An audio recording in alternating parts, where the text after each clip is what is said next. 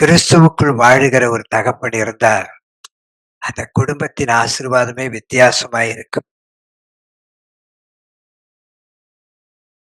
ஒரு குடிகார தகப்பன் இருக்கிற வீட்டிலே சந்தோஷம் இருப்பது கடினம். தாய், பிள்ளைகள், உறவுகள் எல்லாரும் அழுவார்கள். அதே கடவுளுக்கு பயந்து நடக்கிற ஒரு தகப்பன் இருந்தால், அந்த வீட்டில எந்த பிரச்சனை வந்தாலும் அப்பா பார்த்துக்குவாரு. My father knows. அவர் பார்த்துக் கொள்வார்.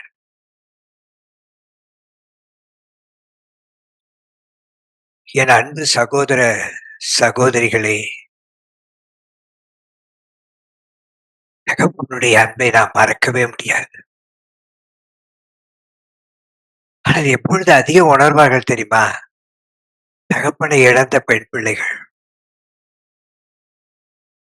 தகப்பனுடைய இழந்த பெண் பிள்ளையை தனியே அழைத்து பாருங்கள்.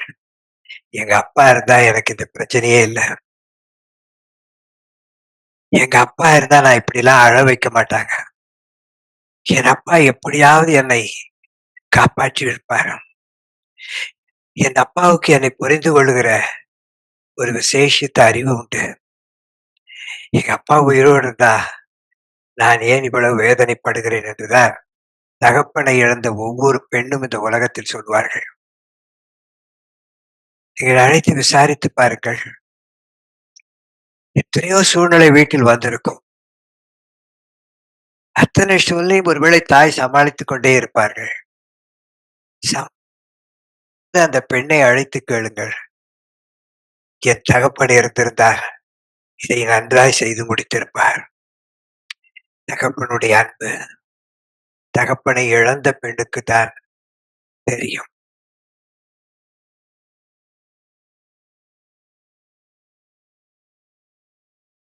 இயேசுவுக்கு நன்றாய் தெரியும்.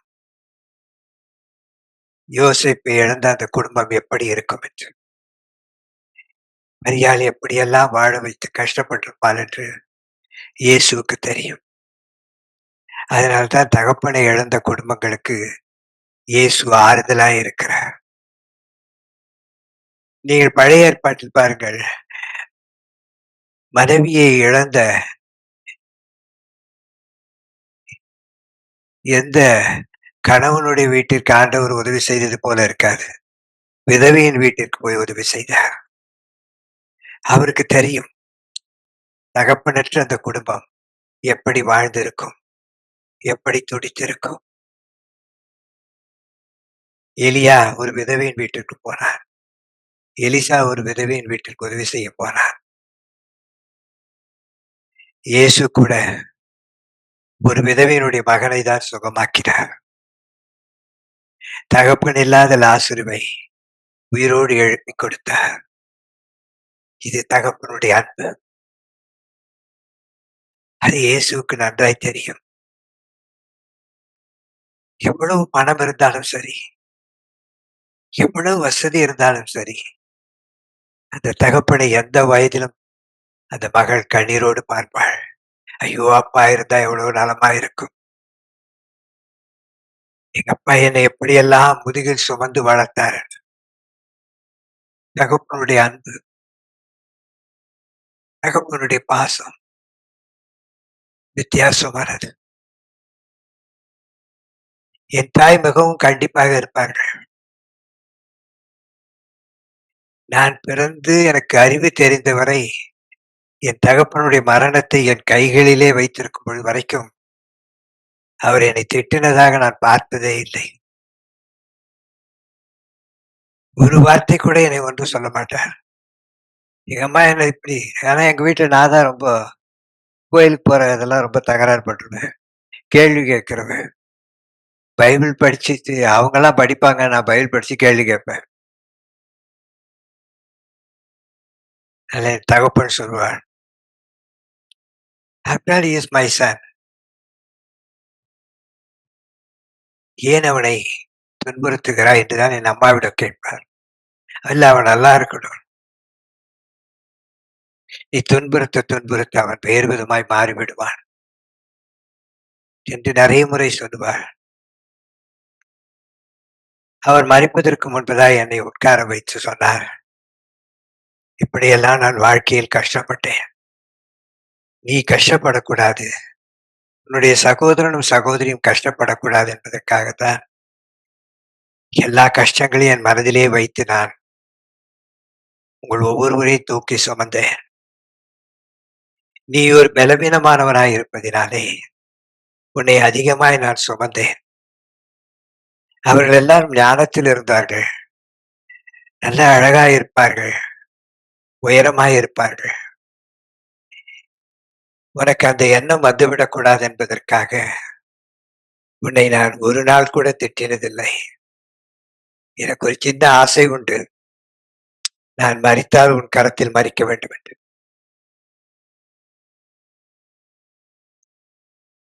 ஞாயிற்றுக்கிழமை ஆலயத்தில் உட்கார்ந்திருந்தார். திடீரென்று அவருக்கு நெஞ்சு வலி இருந்தது.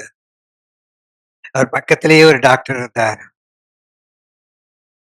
அவர் நான் அந்த சர்ச்சினுடைய ட்ரெஷரரா இருப்பதனாலே எப்பொழுதும் என்னை முன்னால் உட்கார வைத்திருப்பார்கள். அந்த டாக்டர் என்னை அழைத்தார். சரி ஏதோ சப்ஸ்கிரிப்ஷன் சம்மந்தமா கூப்பிடுறாரு போல இருக்குது. எல்லாம் சர்ச்சு முடிஞ்சவன பேசிக்கலாமேன்னு சொல்லி அப்புறம் வரேன்னு மறுபடியும் என்னை அழைத்தார். அருகில் சென்றேன். அப்பாவுடைய நாடி குறைந்து கொண்டே இருக்கிறது. எப்படியாவது அவர் ஹாஸ்பிட்டலுக்கு போக வேண்டும் என்று சொன்னார். நான் சொன்னேன். வெளியில் வந்து கேட்டேன். ஆம்புலன்ஸ்க்கு போன் பண்ணேன். வரவில்லை. யாருமே வரவில்லை. நான் யோசிக்கவே இல்லை. என் தகப்பனை என் கரத்தில் தூக்கிக் கொண்டேன். அப்படியே ஹாஸ்பிட்டல் என்ட்ரன்ஸுக்கு போய் நிறுத்தினேன். அவர் என்னை பார்த்து சொன்னார், என் மகன் பெயர் பால். பாலை பத்திரமாய் பார்த்துக் கொள் என்றார். அதன் பின்பு கொண்டு போய் படுக்க வைத்தேன். டாக்டர் சொன்னார், என்றார். அவர் விருப்பப்படியே என் கரத்தில் மரித்தார். இந்நாள் வரைக்கும் அதை நான் மறந்ததில்லை. ஒரு சின்ன ஆறுதல். அவர் மரணத்தை அவர் விருப்பப்படி என் கரத்தில் ஏற்றுக்கொண்டேன் என்று. அந்த பாக்கியத்தை கர்த்தர் எனக்கு கொடுத்தார். எதற்காக இதை சொல்லுகிறேன் என்றால், தகப்பனுடைய அன்பு, தகப்பனுடைய பாசம். உயிரோடு இருக்கும் உங்களுடைய தகப்பனுடைய அன்பை இழந்து விடாதீர்கள். இழந்து விடாதீர்கள். தகப்பன் இல்லாத பிள்ளைகளுக்கு மட்டுமே அந்த வேதனை புரியும். அந்த வேதனுடைய உக்கிரம் புரியும். உறவுகள் எதிர்த்து நிற்கும் பொழுது, ஐயோ என் அப்பா இருந்தால் நன்றா இருக்குமே. மனிதர்கள் தூற்றும் பொழுது, தோல்வி அடையும் பொழுது, எங்க அப்பா என்னை அணைத்துக் கொண்டு வார், கவலைப்படாதே என்று சொல்லுவார். இது யார் எனக்கு இருக்கிறார்கள்? எத்தனையோ பெண் பிள்ளைகள் அழுவார்கள். ஆண் குழந்தைகள் அழுவார்கள். இதுதான் உலகம். அதனால்தான் இயேசு சொன்னார், உன் தாய் உன்னை கைவிட்டாலும் என்று சொன்னார் ஒழிய, உன் தகப்பன் உன்னை கைவிட்டார் என்று சொல்லவே இல்லை. He never, he never leave you alone. தகப்பன் தன் பிள்ளைகளை வேலை ஸ்தலத்திலும் மனதில் வைத்திருப்பார். அவமானப்படும் பொழுதெல்லாம் அந்த தகப்பன், பரவாயில்ல, என் பையனுக்காக என் பொண்ணுக்காக இந்த அவமானத்தை தாங்கிக் கொள்ளுகிறேன்.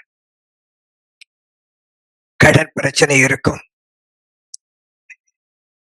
கண்டபடி திட்டிவிட்டு போவார்கள். தகப்பன் தலை குனிந்திருப்பார். அப்ப கூட பிள்ளைக்கு சொல்வாரு, நீ என்ன படிக்க விரும்புற, நான் உன்னை சேர்க்கிறேன். பணமே இல்லாமல் தன் மகனின் மகளின் திருமணத்தை நடத்துகிற தகப்பன், எதுவுமே இல்லாத பொழுது கூட தன் பிள்ளைகளுக்கு தெரியாமல் அவமானத்தையும் வேதனையும் சுமந்தாவது அது வாழ்க்கையை பிரகாசிக்க செய்ய துடிக்கிறவர் தான் தகப்பன். நீ தாய்க்கு விரோதமாயிருந்த தாய் உன்னை பகைப்பார்கள். தகப்பன் எந்த விரோதியா இருந்தாலும் சரி, உன்னை நேசிப்பார். உன் மீது அன்பு கூறுவார். அது தகப்பனை இழந்த குடும்பத்தில் உள்ள பிள்ளைகளுக்குத்தான் புரியும். அந்த புரிதலை நீங்களும் உங்கள் அப்பா உயிரோடு இருக்கும் பொழுதே புரிந்து கொள்ள கற்றுக்கொள்ளுங்கள். அதனால்தான் வேதத்திலே எழுதப்பட்டிருக்கிறது. தாயும் தகப்பனையும் கனம் பண்ணுவாயாக. அது ஒரு கட்டளையாய் கொடுக்கப்பட்டது. அன்பு பிரதானமானது. சில சமயம் தகப்பனுடைய செயல்பாடுகள் உங்களுக்கு பிடிக்காமலும் இருக்கலாம். ஆனால் உனக்காக வாழுகிற ஒரு தகப்பன் உனக்காகவே வாழ்கிறார். நீ தடுமாறி விடக்கூடாது என்று வாழ்கிற ஒரு தகப்பன். கர்த்தர் இந்த காலவேளையிலே ஒவ்வொரு தகப்பனையும் ஆசீர்வதிப்பாராக.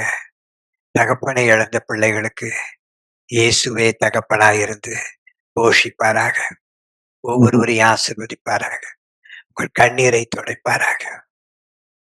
என் தகப்பனை இழந்த பின்பு எனக்கு இயேசு மட்டும்தான் தகப்பன். இயேசு என்னை அரவணைத்தார். என் வாழ்க்கை மாறியது. என் வாழ்க்கை எனக்கு எது பிடிக்காதோ அதிலே தான் கொண்டு போனார். ஆனால் அதிலே எனக்கு ஒரு சந்தோஷம் கிடைத்தது. போதகர்னா எனக்கு பிடிக்கவே பிடிக்காது. உன் ஞாபகம் வச்சுக்க, உனக்கு எது பிடிக்கலையோ அதான் ஆண்டவர் குடுப்பார். அதான் குடுப்பாரு. அது எத்தன வருஷத்துக்கு முன்னாடி சொன்னார் தெரியுமா? எனக்கு எப்போ ரொம்ப வெறுத்தனோ போதகர, அப்பதான் டிஜே தினகரன் எங்க வீட்ல உட்காந்துக்கிட்டு திடீர்னு எனக்கு ஜெபம் பண்ண ஆரம்பிச்சார். தலையில் கை வைத்து சொன்னார், "நீ ஒரு போதகனாய் அல்ல, வேத பிரமாகனாய் வருவாய். என் வேதத்தின் ரகசியங்களை நான் உனக்கு வெளிப்படுத்துவேன்." எனக்கு சிரிச்சுக்கிட்டேன். இவர போற ஒரு கள்ள தீர்க்கதரிசி யாருமே இல்ல. ஏன்னா எனக்கும் பைபிளுக்கும் ஆமா. அப்பவும் திட்டிட்டே தான். எனக்கு தப்பா சொல்லிட்டாரு. எங்க அண்ணனுக்கு, தங்கச்சிக்கு, எங்க அப்பா, அம்மா எல்லாருக்கும் சொன்னார். எங்க தாத்தாவை நான் பார்த்ததில்லை. ஆனால் அவர் எங்க தாத்தாவை பார்த்து, தாத்தா சில காரியங்களை சொன்னார். இவங்க எல்லாம் ஃபர்ஸ்ட் மார்க் எடுப்பாங்க. எங்க அண்ணனும், தங்கச்சியும். நான் மட்டும் தான் கடைசி வரமாட்டேன். ஏன்னா இந்த ஃபெயில் ஆனவங்கலாம் கடைசில நான் கரெக்ட்டா 40 எடுப்பேன். அப்பலாம் 40. இப்ப நான் 35ன்னு நெனைக்கிறேன். 40 மார்க் தான். 41 வரமாட்டேன், 39 வரமாட்டேன். இது நான் ஆர்கியுமென்ட் என்னன்னா, கடவுளுடைய கிருபைங்க. அவங்களுக்கெல்லாம் பாருங்க, படிச்சாங்க, பாஸ் பண்ணாங்க. படிக்காமயே 40. இப்படிதான் ஏமாத்துவேன் எங்க அம்மாவ. எங்க அம்மா 80 வாங்கிட்டு வந்தா அண்ணன அடிப்பாங்க. 99 வாங்குனாலும் என் தங்கச்சி அடிப்பாங்க. 40 வாங்குனா என்ன அடிக்கவே மாட்டாங்க. 40 வாங்கிட்டான்டா. ஒரே சந்தோஷம். உன் பையன் பாஸ் பண்ணிட்டான்டா.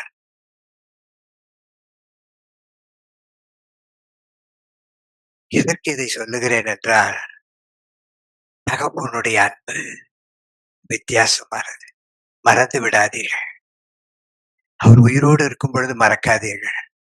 மரித்த பின்பும் அந்த அன்பை மறக்காதீர்கள். அதுவும் கிறிஸ்துவுக்குள் மரித்த தகப்பனாய் இருந்தார்.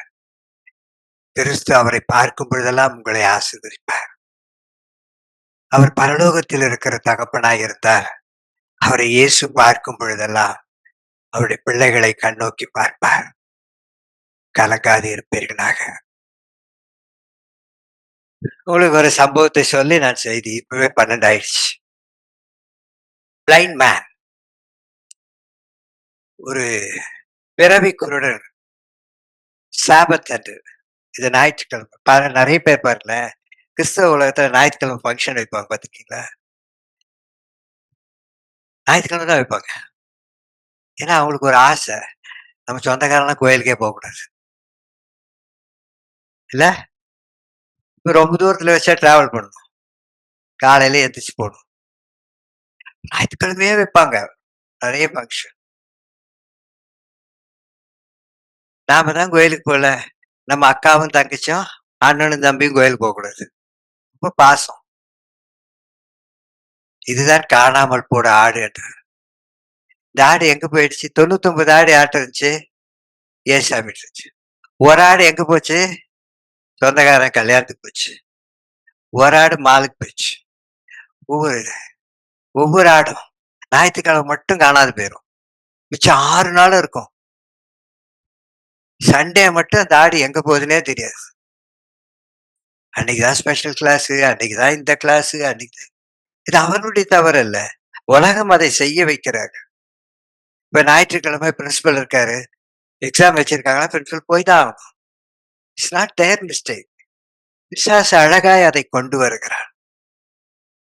மிக அழகாய் கொண்டு வருகிறான். இவங்கிட்ட ஏசாமி நான் சொல்லிட்டே நான் உங்களுக்கு கற்றுக் கொடுக்கிற நிறைய பாடம். இயேசு கிறிஸ்து ஒரு வித்தியாசமான தேவன். நம்ம என்ன தெரியுமா பிரச்சனை பேசுவோம். இப்ப நம்ம வீட்டுல 4, 5 சம்பவங்கள் நடக்குது. அந்த சம்பவம், இந்த சம்பவம் அதே மாதிரிதான் இப்படி நடக்கும். அதே மாதிரிதான் இப்படி நடக்கும். அதே மாதிரிதான் இப்படி நடக்கும். ஆனா வேதத்தில் அப்படி இல்லவே இல்லை. என் இயேசு அப்படி கிடையவே கிடையாது. பிறவிக்குருடனை பார்த்து உன் கண்கள் திறக்கப்படுவது என்று சொல்லவே இல்லை. எப்பத்தா என்று சொல்லவே இல்லை. இல்ல அவன் கண் மீது கையை வச்சு அப்பா திறந்துக்கு சொல்லவே இல்லை. அவர் பார்த்து சொன்னாரு பாருங்க. அவங்ககிட்ட வந்தா இவர் என்ன பண்ணார் தெரியுங்களா? உலகத்துல யாருக்குமே பிடிக்காத எச்சைய துப்புனார். துப்புனா ஏத்துக்குவீங்களா?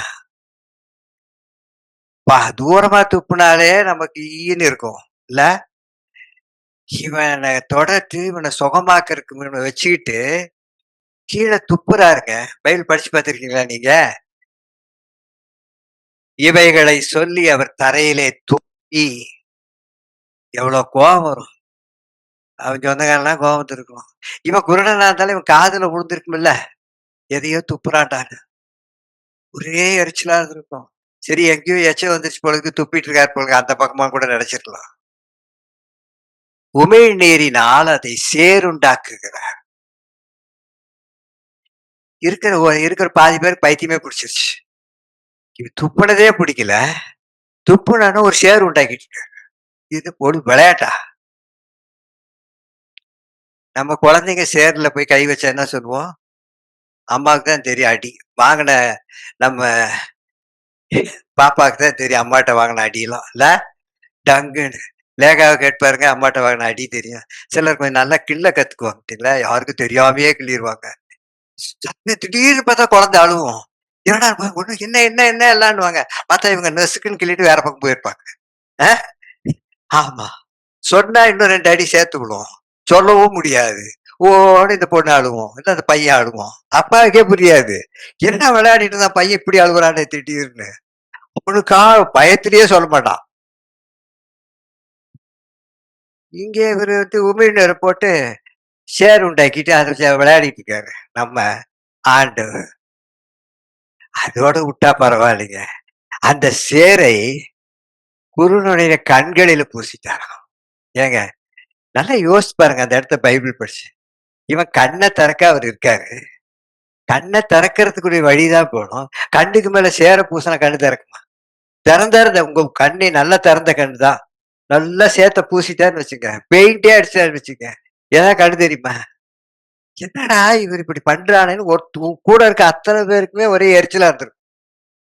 ஒண்ணுமே தெரியாது. ஏற்கனவே இருட்டு. பூசி விட்டா கண்ணு திறக்கிறதுக்கு வழியே கிடையாது. இப்ப நம்ம ஸ்தோத்திரம் பண்ணுவோமா? ஜெபம் பண்ணுவோமா? யோசிச்சு பாரு. நம்மளால முடிஞ்ச அளவுக்கு திட்டுவோம். இல்ல? வழியே இல்லைன்னு வச்சுக்கங்களேன். நம்மள மாதிரி திட்டுறதுக்கு ஆளே கிடையாது. கடன் தீரவே இல்லைன்னு வச்சுக்கங்களேன். கண்ணே இல்ல. ஆண்டவருக்கு என்ன இல்ல? கண்ணே இல்ல. ஆண்டவர் என்னை கைவிட்டுட்டாரு. இவன் நிறைய திட்டுவோம். சரி இப்பதான் செஞ்சாரா? அப்பவா சரி கண்ணை தர அப்படின்னு திறக்கலாம்ல. ரொம்ப பெக்கூலியரா இருக்குங்க அந்த இடத்துல. நீ போய் சீலோவாம் குளத்திலே கழுவுங்கிறாரு. குருடன் எப்படிங்க போவான்? ஏன் யோசிச்சு பாத்தீங்களா? பைபிள் படிச்சிருக்கீங்களா? இவன் மேல சேர்த்து பூசிட்டு போய் கழுவுடான்றாரு. சரி பக்கத்துல ஒரு பைப் இருந்து கழுவுனாலும் பரவாயில்ல. அப்படி தடுமாறி போயிட்டு 7 கிலோமீட்டருக்கு தூரமா இருக்கிற கிலோவாம் அங்க போய் கழுவுன்றாருங்க. இவ்வளவும் பண்ணிவிட்டு என் கண்ண திறக்காம, அவ்ளோ தூரம் போய் வீட்ல கழுவுன்னா ஒத்துக்குவாப்டியா? ஆனா அவன் போனாங்க.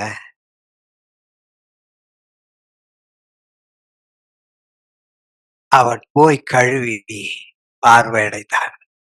ஆமென். இதனுடைய அர்த்தம் என்ன? கீழ்ப்படிந்தான். கண் திறப்பதற்கு எதையுமே அவர் செய்யல. ஆனால் ஒரு வார்த்தைக்கு கீழ்ப்படிந்தார். போய் கழுவுன்னு சொன்னார். கழுவிட்டு நெவர் என் அன்புக்குரியவர்களே, அவர் God is a God of hearts. அதனாலதான் நீதிமொழிகள் 23, 26 என் மகனே உன் இருதயத்தை எனக்குத் தா. இருதயத்தை எனக்குத் தா. உன் யோசனை எல்லாம் அவர் குடுத்தா நெறைய பிரச்சனை ஆயிருங்க. நம்ம யோசனைலாம் என்ன தெரியுமா? இப்படி வந்து ஒரு 5,00,000 குடுத்தாருன்னா கடன கட்டிருவேன். இப்படி வந்து என்ன சுகமாக்கிட்டாருன்னா ஐ அம் ஓகே. நான் ஆப்பரேஷனே போகக்கூடாதுங்க. சில பேர் ஜெபம் பார்த்திருக்கீங்களா? ஆப்பரேஷனே போகக்கூடாது. ஆனா மத்தவங்களுக்கு ஆப்பரேஷன் ஆனா ஜெபம் பண்ண கூட்டிட்டு வருவாங்க. அவங்க ஆப்பரேஷன் போகக்கூடாதுன்னு ஜெபம் பண்ணிப்பாங்களா? இவங்களுக்கு மட்டும் தான் ஆப்பரேஷனே போகக்கூடாது. மத்தவங்களுக்கெல்லாம் பெஸ்ட் டாக்டர், பெஸ்ட் ஹாஸ்பிட்டல் எல்லாம் பெஸ்ட்டா இருக்கு.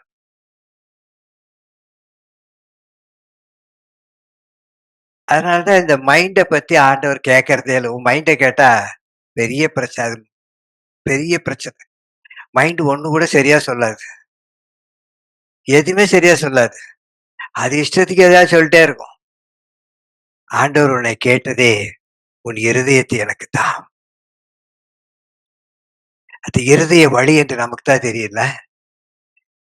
நம்மை காரணமில்லாமல் காயப்படுத்தும் பொழுது வலி என்ன மைண்ட்லயா வருது? ஐயோ! என் இருதயம் நொறுங்கி போயிற்று என்று சொல்லுகிறோம். நொறுங்கின இருதயத்தையுடையவளாய் மாறுகிறோம். அந்த இருதயத்தை தரும்பொழுது அவர் சொல்லுகிற ஒரு வார்த்தை என்ன தெரியுமா? உன் கண்கள் என் வழிகளை நோக்குவதாக. நம்ம வழியில எதை தெரியுமா? நம்முடைய குடும்பத்தில் முன்பதாய் நடந்தவைகள், பின்பதாய் நடக்கப் போகிறவைகள், முன்னதாய் நடந்த உறவுகள், முன்னதாய் நடந்த மற்ற காரியங்கள், முன்னதாய் நடந்த அற்புதங்கள், அதிசயங்கள் இதைதான் நோக்கும். ஆனால் இயேசு சொல்லுகிறார், உன் இருதயத்தை கொடுத்துட்டு என் வழியை நோக்கிப் பார். மை பாத், மை பாத். என்னுடைய வழி வித்தியாசமானது என்று அந்த வழியைத்தான் பார்க்க வேண்டும் என்று இருதயத்தை கொடுத்து நெறைய பேர் மைண்ட கூட குடுப்பாங்க. சில பேர் இருதயத்த குடுத்துட்டு வேறு வழியை பார்ப்பார்கள். இருதயம் ஆண்டவரிடத்தில் இருக்கும். பைபிள் படிப்பாங்க, ஜெபம் பண்ணுவாங்க, எல்லாம் இருக்கும். ஆனா கண்கள் வித்தியாசமான வழியை நோக்கும். இதான் நல்லா இருக்குங்க. இந்த வழி சூப்பர்.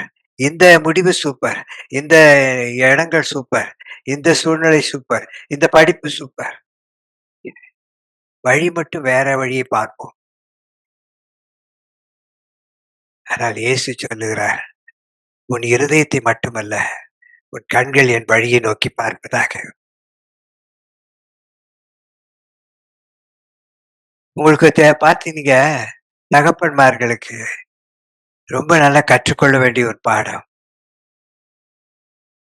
மனுக்குலத்தையே ஆண்டவர் வெறுத்தார். காரணம் அவருடைய இருதயம் பெருகுள்ளதும் கேடுபாடு நிறைந்ததாக. வேணும்னா கடவுள நேசிப்பாங்க. வேணான்னா கடவுள அப்படி ஒரு ஓரமா வச்சுக்குவாங்க. ஜாதகம் வந்ததா, கடவுள அப்படி வை. ஜாதகத்த பார்த்துக்கலாம். நல்ல நேரம் கெட்ட நேரம் இருந்தா, கடவுள கொஞ்ச நேரம் அப்படி வை. நான் நல்ல நேரம், கெட்ட நேரம் பார்த்துக்கிறேன். இது வந்ததா, அத அங்க வச்சுக்கோ. உறவுகள் வந்ததா, கொஞ்சம் அவங்க முன்னாடி ஏசாமி அப்புறம் இருக்கட்டும். உறவுகளுக்கு முன்பதாய் பைபிள் இருக்கக்கூடாது. உறவுகளுக்கு முன்பதாய் கிறிஸ்டின் கேலண்டர் இருக்கக்கூடாது. உறவுகளுக்கு முன்பதாய் ஜெப அறைகள் இருக்கக்கூடாது. உறவுகளுக்கு முன்பதாய் ஏசாமி பத்தி பேசிறக்கூடாது. நெறைய இருக்கு. பட் தமிழ் கல்ச்சருக்கு அதெல்லாம் சொல்ல முடியாது. ஏற்றுக்கொள்ள மாட்டார்கள். பட் இயேசுவை நாம் எப்பொழுது நம்மோடு வைத்திருப்பதை விரும்பாத மனுக்குலங்கள். அதனால தான் ஆண்டவர் சொன்னார், இந்த உலகத்தை நான் அழித்து விடுகிறேன். ஒரு முடிவு எடுத்துட்டாரு. பெரிய வெள்ளம் வந்தது. உலகமே அழிக்கப்பட்டுக் கொண்டிருந்தது. அதுல அப்பா என்ன, அம்மா என்ன, பிள்ளைங்க என்ன, தாத்தா என்ன, பாட்டி என்ன, எல்லாரும் அழிக்கப்பட்டார்கள். ஆனால் நோவா என்ற ஒரு தகப்பன் அழிக்கப்படவில்லை. அந்த தகப்பனுடைய 7 பேர் கூட இருந்தவர்கள்.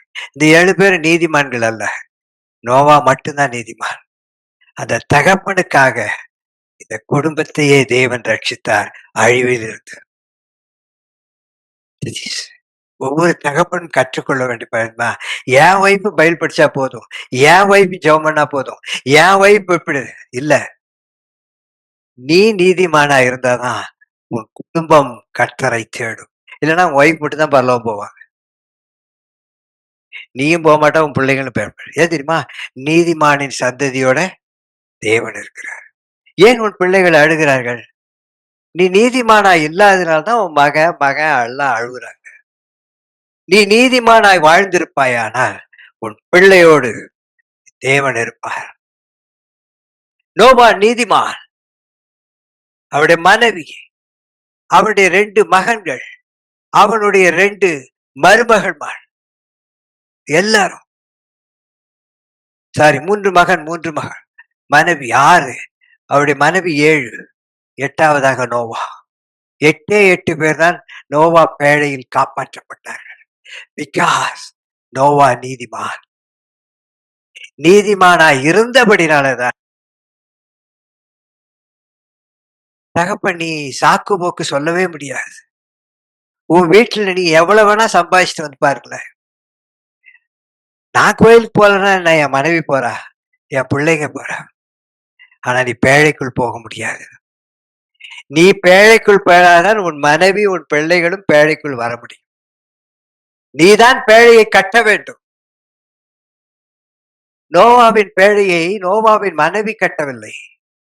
நோவாவின் பேழை எப்படி கட்டப்பட வேண்டும் என்று நோவாவுக்கு சொல்லப்பட்டது. நோவாதான் நீதிமான். என் ஒய்ஃபு கோயிலுக்கு போறா, என் ஒய்ஃபு ஜெபம் பண்றா, என் ஒய்ஃபு உபவாசம் பண்றா, என் ஒய்ஃபு அப்படி அப்படி அப்படின்னு சொல்லிட்டே இருந்தா ஜோசப் கோயில் போலனா ஷைனிக்கு என்ன ஆசீர்வாதம் கிடைக்கும்? ஒண்ணும் கிடைக்காது. வாழ்க்கை இதுதான். நீ நோவாவாய் இருந்தால்தான் உன் குடும்பம் ஆசீர்வதிக்கப்பட முடியும். குடும்பத்துல பிரச்சனை வந்துச்சுன்னா தயவு செய்து மனைவி பிள்ளைகளை திட்டாதீர்கள். உங்களாலதான் எல்லாம் ஆச்சு. Don't say because of you only.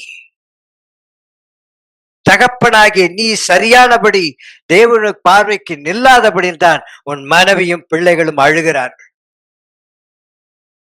மறந்துவிடவே கூடாது. அதனாலதான் தகப்பன் நீதிமானா இருக்க வேண்டும் என்று ஆண்டவர் விரும்புகிறார். ஆபிரகாமை பாருங்கள். ஆபிரகாமின் மனைவியை எடுத்துக்கொண்டு போய் பலி செலுத்த சொன்னார். ஆபிரகாம் போகிறார். ஆபிரகாம் விசுவாசித்தார். ஆபிரகாம் கீழ்ப்படிந்தார். ஆபிரகாம் தேவனை நம்பினார். அவன் மனைவி, அவன் ஈசாக்கின் பிள்ளைகள் யாக்கோபின் பிள்ளைகள் 12 கோத்திரங்கள் எல்லாரும் ஆசீர்வதிக்கப்பட்டார்கள். காரணம் என்ன? தகப்பனுடைய விசுவாசம், தகப்பனுடைய நம்பிக்கை. மனம் திரும்பாத தகப்பனா யார் இருந்தாலும் மனம் திரும்பி விடுங்கள். உங்கள் பிள்ளைகள் ஆசீர்வதிக்கப்படுவார்கள்.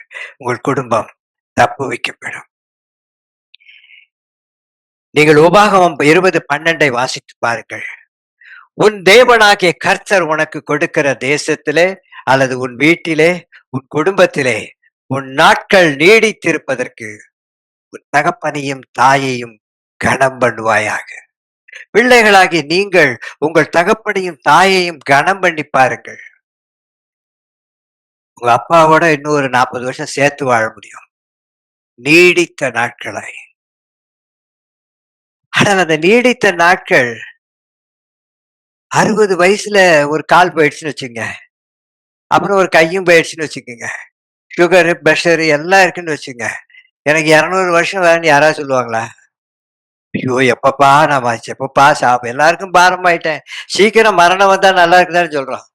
அவன் பணக்காரனா இருந்தாலும் ஏழையா.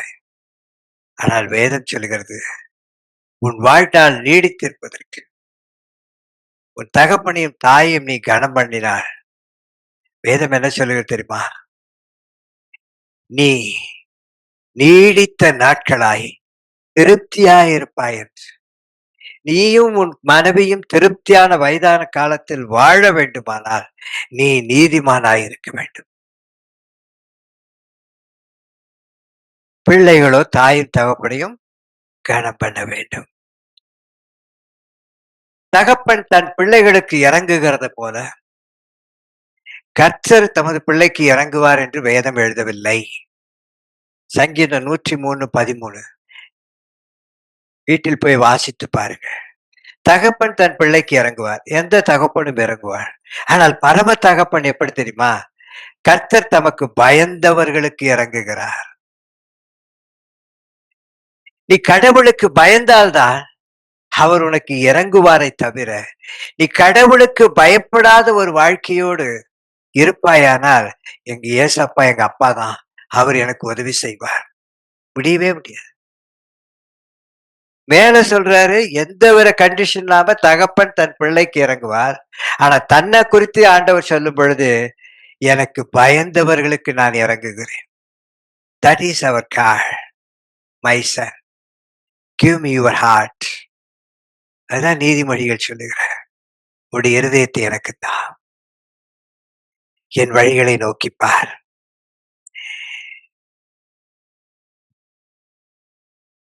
நீதிமொழிகள் 23:24 எப்ப தெரியுமா ஒரு தகப்பனுக்கு சந்தோஷம் கிடைக்கும்?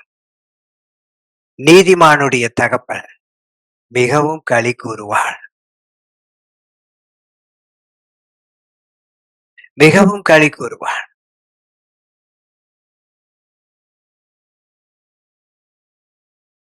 நீதிமானுடைய தகப்பன், நீதிமானாகிய தகப்பன் அல்ல, நீதிமானுடைய தகப்பன். உன் பிள்ளைகள் நீதிமான்களாய் இருக்க வேண்டுமானால் ஒரு தகப்பன் மகிழ்ந்திருக்க முடியும். பிள்ளையை பெற்றவன் அவனால் மகிழ்வான் என்று எழுதப்பட்டிருக்கு. எந்த பிள்ளையை பெற்றோம்? அப்பாவை அம்மாவை உதைக்கிற பிள்ளையா? அப்பாவை அம்மாவை திட்டுற பிள்ளையா? அப்பாவை அம்மாவை தூற்றுற பிள்ளையா?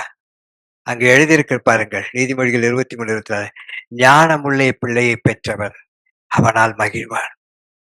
உங்களுக்கு ஒண்ணு தெரியுமா? எபேசியர் 3:14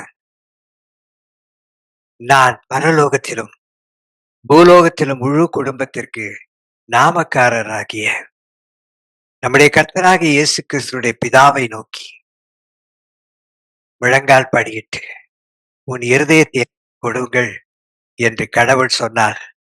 என்ன அர்த்தம் தெரியுமா? அவர் நம்மை ஒரு ஃபேமிலியாய் பார்க்க விரும்புகிறார். நீ ஏழை பணக்காரன், நீ இந்த ஜாதி அந்த ஜாதி, நீ இந்த மனிதன் இந்த மனுஷன்லாம் இல்ல.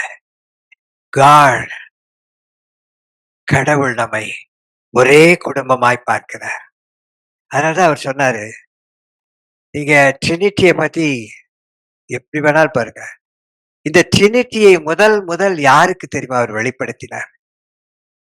ஒவ்வொரு இடத்திலும் பாத்தீங்கன்னா பைபிள்ல ஓல்ட் டெஸ்டமென்ட்ல பிதாவாகிய தேவனுடைய வல்லமையும் தேவ தூதனானவர் என்று சொல்லப்படுவதையும் பார்த்திருக்கலாம். அக்கினியினாலும் மேகங்களினாலும் நிறைகிற இந்த ட்ரினிட்டியை தனித்துவமாய் செயல்படுகிற எல்லாவற்றையும் பார்க்கிறோம். ஆனால் ஒரே ஒருவருக்குத்தான் முதல் முறையாய் ட்ரினிட்டி வெளிப்படுத்தப்பட்டது. யாருக்கு தெரியுமா? யாருக்கு தெரியுமா? ரோமன் கேத்தலிக் இருக்கிறவங்க நல்லா தெரிஞ்சிருக்கணும். மரியாளுக்கு. மரியாளுக்கு ட்ரினிட்டி வெளிப்படுத்தப்பட்டது. அவளுக்கு சொல்லப்பட்டது, உன் வயிற்றில் உள்ள குழந்தை பரிசுத்த ஆவியினால் கர்ப்பம் தரிக்கும். உன் வயிற்றில் இருக்க பிள்ளை எப்படி இருக்கும்? ரட்சகராய் வருவார். யார் இதை சொல்றது? பிதாவாகிய தேவன். தேவ தூதர்கள் மூலமாய் சொல்லப்பட்டது. வானத்திலிருந்து ஒரு சத்தம் வருகிறது, இவர் என்னுடைய நேசகுமாரன். ட்ரினிட்டி சொல்லப்படுகிறது, இவர் என்னுடைய நேசகுமாரன், இவரில் நான் பிரியமாயிருக்கிறேன், இவர் என்னுடைய ஒரே பேரான குமாரன். ட்ரினிட்டி வெளிப்படுத்தப்பட்டது தேவனாலே. ஆனால் இதுவரைக்கும் இன்றைக்கும் சரி, என்றைக்குமே யாருக்கும் புரியாது என்பது உண்மை. அது சத்தியம். பட் தன்னை அவர் அதிகமாய் வெளிப்படுத்திக் கொண்டே வருவார். குமாரன் மூலமாய் வெளிப்படுவார். பரிசுத்த ஆவியின் மூலமாய் வெளிப்படுவார். அவரே வெளிப்படுவார். நான் 3ம் ஒன்றே என்று சொல்வார். அதனால்தான் வெரி பிகினிங் இஸ் செய்ட், நம்மைப் போல் அவனை உண்டாக்குவோமாக. என்னைப் போல நான் உண்டாக்கப் போறேன்னு கடவுள் சொல்லல. நம்மைப் போல, நம்மைப் போல. சூழல்ல தான் சொன்னார். ஆதியிலே தேவன் வானத்தையும் பூமியையும் படைத்தார். அது தமிழ் டிரான்ஸ்லேஷன். எபிரேய பாஷையில் பார்த்தா it's a plural. God's trinity. அது ஒரு வித்தியாசமானது. இத மரியாளுக்கு வெளிப்பட்ட பொழுது, இந்த மரியாள் ஏன் விசேஷித்தவர்களாய் காணப்பட்டார்கள் என்றால், மரியாள் மட்டும்தான் நம்மள மாரி இல்லவே இல்ல. அதனாலதான் ரோமன் கேத்தலிக் அவர்கள் மரியாளை ஒரு விசேஷித்த உயர்ந்த இடத்தில் வைத்திருக்கலாம். ஆனால் வேதத்தின் அடிப்படையில் பார்ப்பொழுது மரியாள் ஒரு விசேஷித்தமானவர்கள். மற்ற பெண்களைப் போல அவள் இல்லை. இந்த மேய்ப்பர்களா வந்து வணங்குறாங்க அந்த குழந்தைய, இயேசு கிறிஸ்துவை. நிறைய சங்கதிகளை அவள் பார்க்கிறாள். நமக்கு மட்டும் ஒரு நியூஸ் வந்துருச்சுன்னு வச்சுங்களேன், அடுத்த நிமிஷம் அந்த பொண்ணு பக்கத்து வீட்டுல போய் சொல்லலைன்னா தூக்கமே வராது. அதுவும் அவங்க வீட்டுக்காரன்னு வச்சுக்க, பக்கத்து வீட்டு பெண்ணுடைய வீட்டுக்காரரு எங்கேயாவது பார்த்திருப்பாங்க. அத வேற மாதிரி வந்து சொல்லுவாங்க பாருங்க. உங்க வீட்டுக்காரோட இன்னொரு பெண்ணோட பார்த்தேன். எங்க ஆபீஸ்ல எத்தனை பொண்ணுங்க இருக்காங்க. இவங்க பார்வையில் மட்டும் அவர் விசேஷமா இருப்பாங்க. உடனே சாயங்காலம் வீடு 2ஆ இருக்குங்க. ஒரே அடிதடி சண்டை தான் வீட்டுல. டைவர்ஸ் வரைக்கும் போகும். ஆனால் மரியாள் லூக்கா 2:19 பாருங்க. அந்த சங்கதி எல்லாம் தன் இருதயத்தில் வைத்தார். அதனாலதான் ஆண்டவர் இருதயத்தை எனக்கு தான் சொல்ற. வித்தியாசமானவள் மரியாள். அவள் இயேசுவின் தாயா இருந்தாலும் அவள் ஒரு வித்தியாசமாய் இயேசுவுக்கு காணப்பட்டாள். தன் இருதயத்திலே வைத்து சிந்தனை பண்ணினாள். அவ யார்கிட்டயும் போய் ஷேர் பண்ணல. எதை பத்தியுமே சொல்லல. சிந்தனை பண்ணினாள். இயேசு எல்லாத்தையும் முடிச்சுட்டு வந்து 12 வயசுல கோயிலுக்கெல்லாம் போயிட்டு நாசரேத்துல வந்து அவங்க அப்பா அம்மாவுக்கு கீழ்ப்படிந்திருந்தார் என்று 51ஆம் வசனத்துல வீட்டுல போய் வாசித்து பாருங்கள். ஆனால் அவருடைய தாயார் இந்த சங்கதி எல்லாம் தன் இருதயத்தில் வைத்துக் கொண்டாள். அதனாலதான் இயேசு சொல்றார், உன் முழு இருதயத்தோடும் உன் முழு அறிவோடு என்னை ஆராதிக்காத. நிறைய பேர் அறிவோடு ஆராதிச்சாங்கன்னு வச்சுங்களேன், என்ன சொல்லுது அந்த அறிவு? ஏய், நீயும் கையை தட்டு, நீயும் அல்லேலூயா சொல்லு, நீயும் பைபிள் தூக்கிடு, அவனுக்கு கிடைச்ச மாதிரி உனக்கும் கிடைக்கும். எப்படியாவது ஏசாமிட்டு வாங்கிட்டு அப்புறம் வேணா அவர் விட்டுறலாம். வாங்குறதெல்லாம் வாங்கிக்கும், ஆசீர்வாதத்தெல்லாம் வாங்கிக்குவோம். கல்யாணம் ஆயிடுச்சு, குழந்தை பிறந்துருச்சு, பிள்ளைங்களுக்கு ஸ்கூல்ல கிடைச்சி எல்லாம் வாங்கிட்டு அப்புறம் வேணா போய்க்குவோம். அது வரைக்கும் அப்படி இதான் அறிவு சொல்லும். ஆனா இருதயம் அப்படி சொல்லாது. ஆராதனை என்று சொல்றோம். ஏன் உங்களை ஆலயத்தில் ஆராதனைக்கு அழைக்கிறார்கள்? உன் முழு இருதயத்தோடும், உன் முழு ஆத்மாவோடும், உன் பலத்தோடும். உன் அறிவோடு என்ன ஆராதனை ஆண்டவர் சொல்லவே மாட்டார். அவருக்கு தெரியும் நம்ம அறிவு. தேவைன்னா ஆண்டவரை தேடும், தேவைன்னா தூக்கி எறிஞ்சிடும்.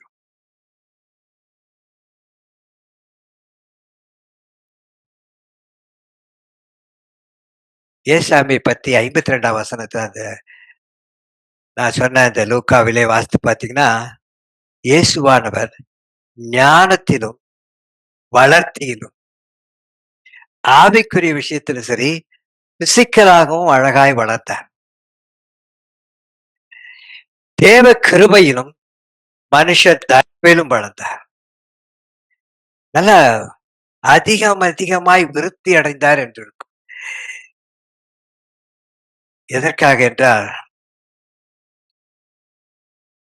உபாகம் 8:2 தான். ஏன் எனக்கு பிரச்சனை வருகிறது?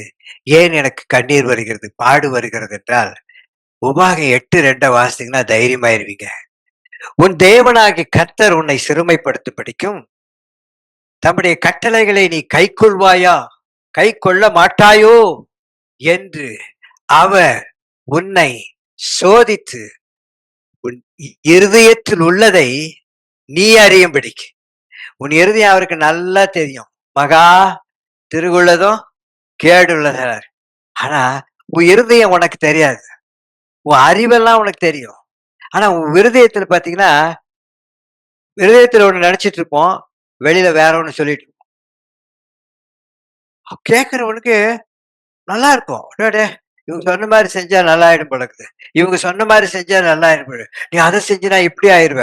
அத செஞ்சினா இப்படி ஆயிருவ. இத செஞ்சினா எங்கேயோ போயிருவேன்னுவாங்க. இருதயத்துல எதையுமே செஞ்சிடக்கூடாதுன்னு உட்காந்து. அங்க இருதயம் என்ன தெரியுமா? நீ விரும்புறத அடையக்கூடாதுன்னு தான் மனசுல வச்சுக்குவோம். ஆனா, வேறெல்லாம் சொல்லிக் குடுப்போம். நெறைய சொல்லுவான். கேட்கும்போது நம்ம மேல ரொம்ப பாசம்டா. என்னலாம் இப்படிலாம் பாரு. இதுவும் கிடைக்குங்கிறான், அதுவும் கிடைக்குங்கிறான், அதுவும் கிடைக்குங்கிறான். என்ன கண்டாலே இவளுக்கு ஆகாது. ஆனா என் வீட்ல உட்காந்துட்டு எனக்கு எவ்வளோ உதவி செய்றான். ச்சே! இத்தன வருஷம் இந்த பொண்ண நான் தப்பா நெனச்சுக்கிட்டேனே. எவ்வளோ பாசம். ஏன்னா, இவ புள்ள போற காலேஜுக்கு இவன் புள்ள போயிறக்கூடாது. அதனால அந்த காலேஜ தவிர எல்லா காலேஜும் நல்லதுன்போம். புரியுதுங்களா? இருதயத்துல வேற இருக்கும். வாயில நெறைய சொல்லுவான். அது சரி. இது அப்படி, இது இப்படி. நீ இப்படி இருந்தினா இப்படி ஆயிருவ, அப்படி ஆயிருவ, அப்படி ஆயிருவேன்னு சொன்னான்னா, இது எந்த பையனாவது பொண்ணா நம்புனா ஏமாந்துரும். அவன் இருதயத்தில் நீ வரக்கூடாதுன்றது எண்ணம் தான். நீ நல்லா இருக்கக்கூடாதுன்ற எண்ணம் மட்டும் தான். ஆனா வெளியில எல்லாம் நல்லா இருக்கிற மாரியே சொல்லுவான். அதனால தான் ஆண்டவர் சொல்றாரு, உன் இருதயத்துக்குள்ளதை நீ அறியும்படிக்கு 40 வருஷம் இந்த வனாந்தரத்திலே உன்னை நடத்திக் கொண்டு வந்தேன். ஏன் உங்க வீட்ல வனாந்தரம் இருக்கு தெரியுமா? உன்னுடைய இருதயத்தை நீ அறிய வேண்டும் என்பதற்காக. அதுக்கு மட்டும் தான் அவர் அனுமதிச்சிருக்கார். ஏதோ நீ பாவம் செஞ்சுட்ட, தவறு செஞ்சுட்டன்னா உன்னை வனாந்தரத்துல அழைச்சு போல.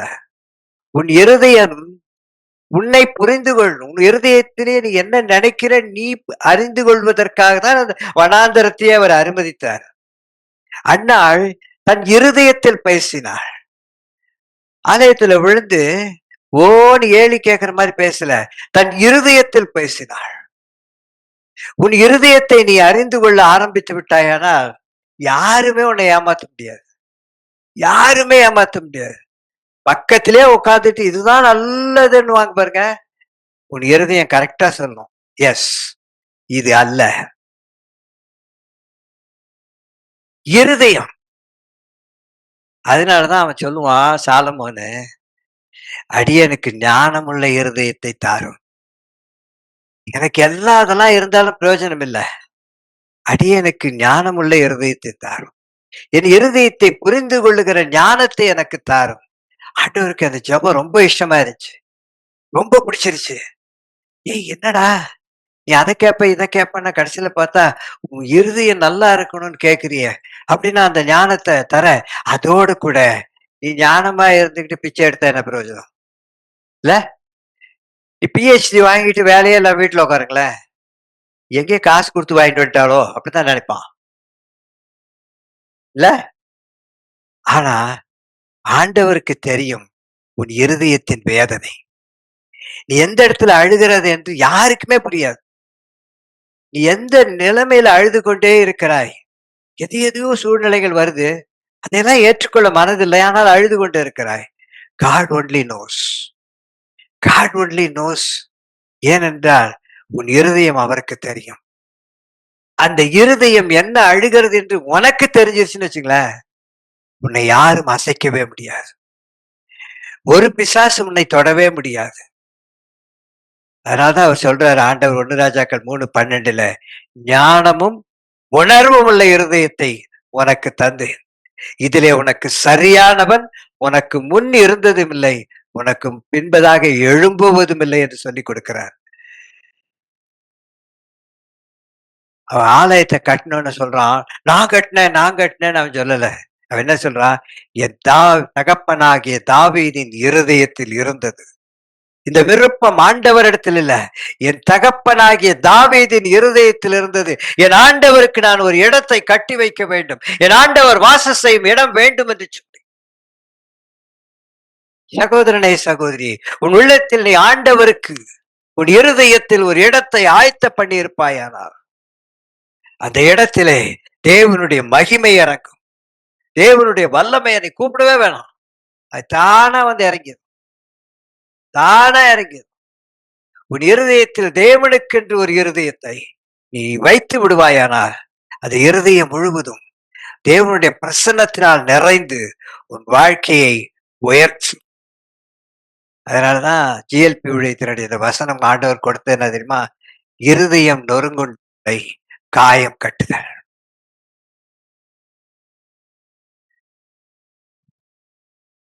உங்கள் முழு இருதயத்தோடு என்னை தேடினால் என்னை தேடுகையில் கண்டுபிடிப்பீர்கள்.